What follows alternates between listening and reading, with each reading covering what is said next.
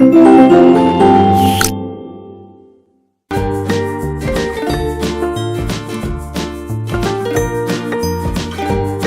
everyone, how are you all of you? I hope you are all doing well. So today we will start our chapter number 21 in English grammar and our chapter name is use of was and were. आज हम इस lesson में was और were का use सीखने वाले हैं कि हम कहाँ पर इनका इस्तेमाल करते हैं. तो चलिए स्टार्ट करते हैं लेसन.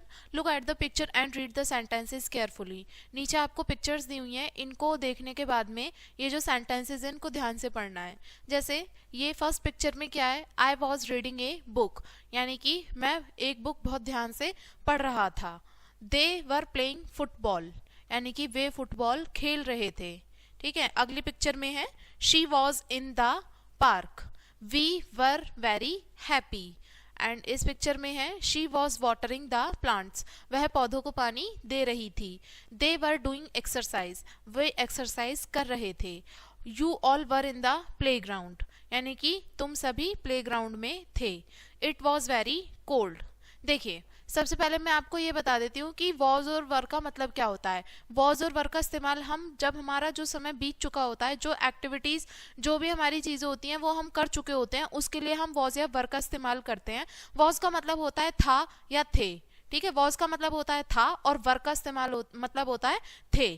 ठीक है. तो अब देखते हैं कि ये कहाँ कहाँ पर हम यूज करते हैं. आपने यहाँ पर देखा होगा आई, शी, ये सभी, इनके साथ में किसका इस्तेमाल हो रहा था, वॉज का इस्तेमाल हो रहा था. यानी कि जहां पर भी सिंगुलर नाउन की बात आती है, एक नाउन होता है उसके साथ में हम वॉज का इस्तेमाल करते हैं. जब एक या एक से ज्यादा लोग होते हैं उसके साथ में हम वर का इस्तेमाल करते हैं. कहने का मतलब है प्लूरल थिंग्स के साथ में, या जहां भी कहीं एक से ज्यादा इंसानों की बात हो रही हो या फिर एक से ज्यादा चीजों के बारे में बोला जा रहा हो, तो वहां पर हम वर का इस्तेमाल करते हैं. अदरवाइज सिंगुलर के साथ में हमेशा वॉज का यूज होता है. ठीक है. तो यहाँ पर इसमें यही था, जैसे कि I was reading a book, I यानी कि बस मेरी एक अकेले की बात हो रही है तो इसलिए यहाँ पर वॉज का यूज हुआ था. दे वर प्लेइंग फुटबॉल, दे यहाँ पे आप देख सकते हैं एक से ज्यादा लोग हैं इस टीम में, तो इसलिए यहाँ पर वर का इस्तेमाल किया गया है. आगे है she was in the park, यानी कि एक लड़की की ही बात हो रही है इसलिए यहाँ पर वॉज लगाया गया है. We were very happy, we यानी कि हम में तो कितने भी हो सकते हैं, एक से ज्यादा, तो इसलिए यहाँ पर वर का यूज किया है. She was watering the plants, यानी कि वह पौधों को पानी दे रही थी. दे वर डूइंग एक्सरसाइज, वे एक्सरसाइज कर रहे थे.